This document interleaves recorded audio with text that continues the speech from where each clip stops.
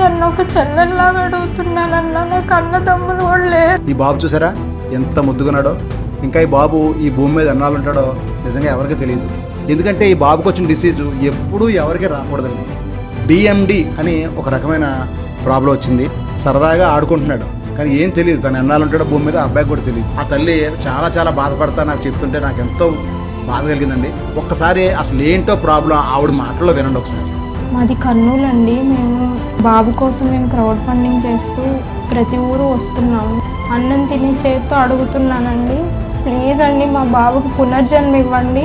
మాకు 2 బాబులండి. బాబు పెద్ద బాబు, ఒక చిన్న బాబు ఉన్నాడు, పాలు తాగే పిల్లోడు అని మా అమ్మ దగ్గర పెట్టేసి బాబు కోసం తిరుగుతున్నామండి.